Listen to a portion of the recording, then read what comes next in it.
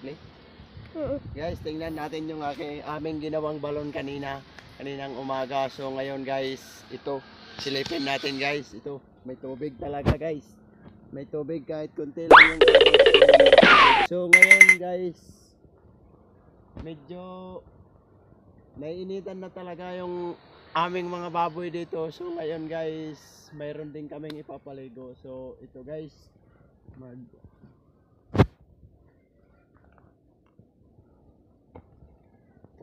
papaliguan guys yung aking mga baboy dahil sobrang naiinitan na talaga.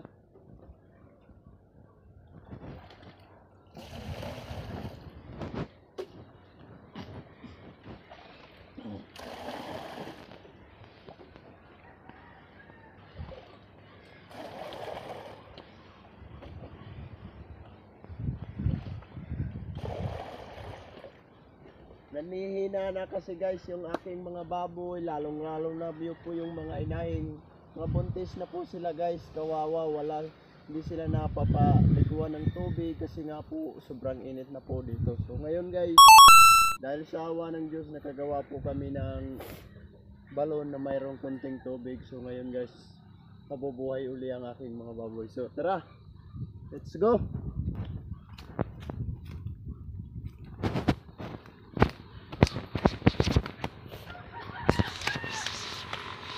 Siyempre guys, unahin ko po ang aking buntis at itong aking buntis po ngayong May na ito po mga anak.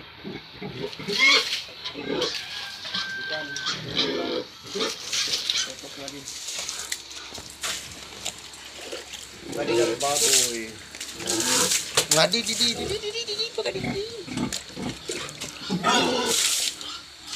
So ayan guys, hindi po tumatayo yung inahing dahil nga po ngayon pa lang po marami-raming naipapaligo sa kanila kasi nga po wala na po talagang tubig dito. So wow. Ayan guys, tingnan nyo naman, hindi na tumatayo ang aking inahing.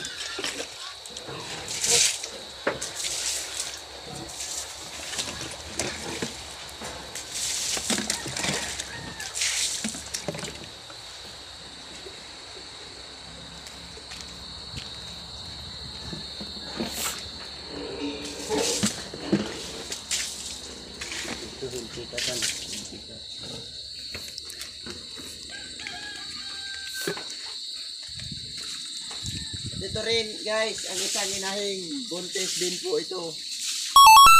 Ayan, tingnan nyo naman kung ano sila, masaya na napaliguan na sila at nalamigan na din yung katawan nila. Kasi guys, ilang days na po silang hindi ng maraming tubig, kaya ngayon pa lang sila ng maraming tubig.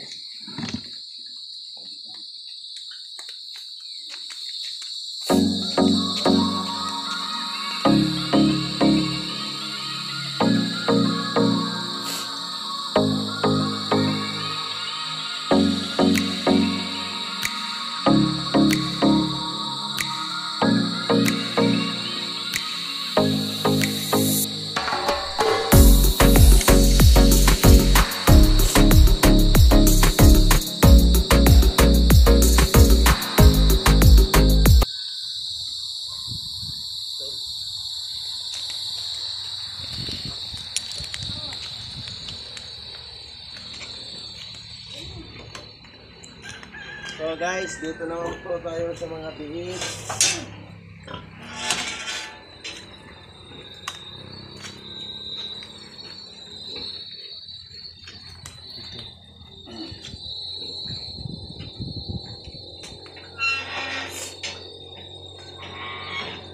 At itong aking kulungan guys, ngayon pa lang nalilinisan kasi nga po wala nga pong tubig dito. Ngayon pa lang po kami nagkaroon ng tubig dito na gumawa po kami ng balon.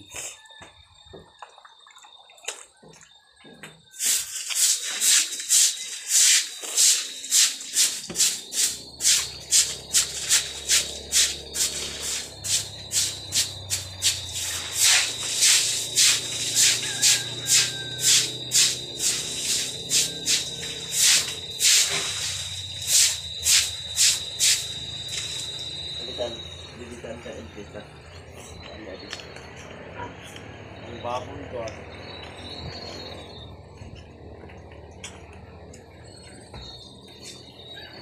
So ayan, ito guys. Ito oh. Ayan, dito. Ito guys, papaliguan ko po silang lahat kasi nga po matagal-tagal na din pong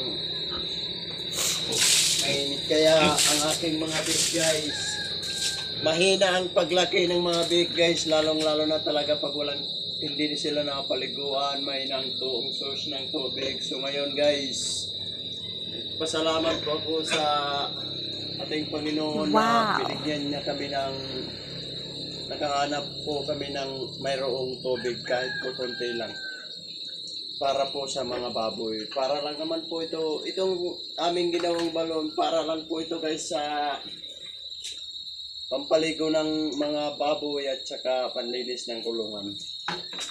Hindi po ito pinapainom namin guys.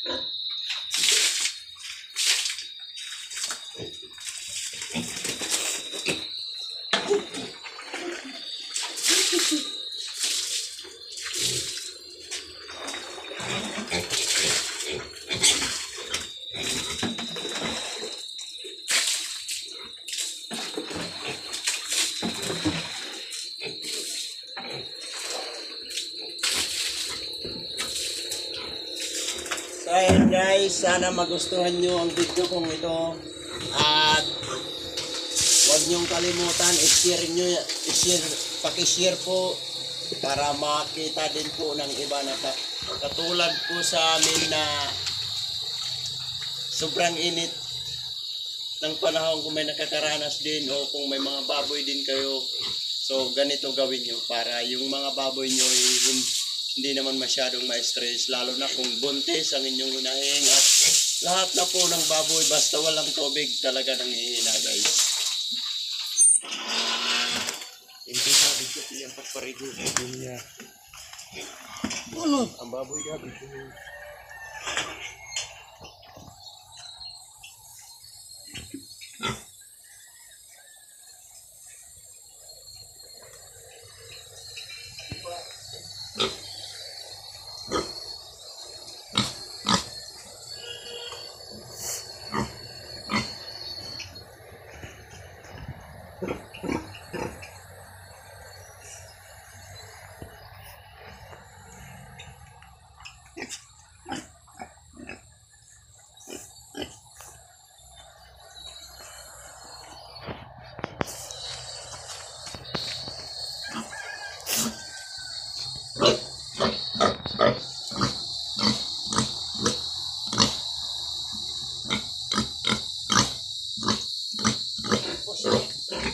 Waray. Bila dito. Kita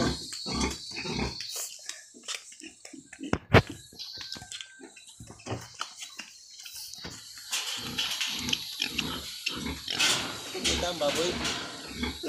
So ito pa guys yung dalawa. Ayan. Yung dalawang naiinitan din. Sobrang namin. Naghahanap na din ng tubig. So, tingnan nyo naman yung mga baboy guys. Hinang-hina na ng dahil sa init. Pero ngayon na na paliguan na sila, so ayan guys.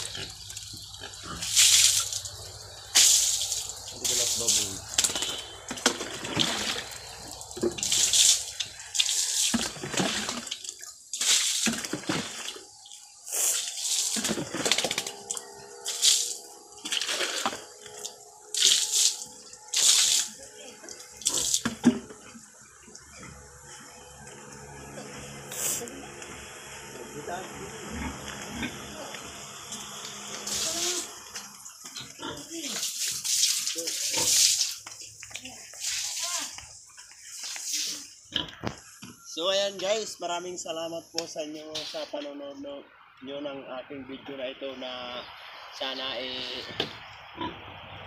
hindi lang po sa ngayon po na hindi lang po ako nakakaranas ng ganitong tag-init.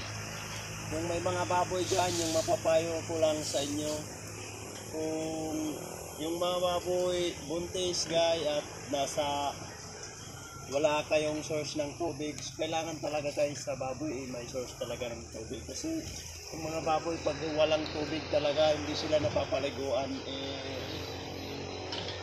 nai-stress po sila lalong lalo na ang mga buntis at yung mga patining guys mainang lumaki pag hindi sila napapaliguan. So yan guys, maraming salamat po sa inyong lahat. God bless po.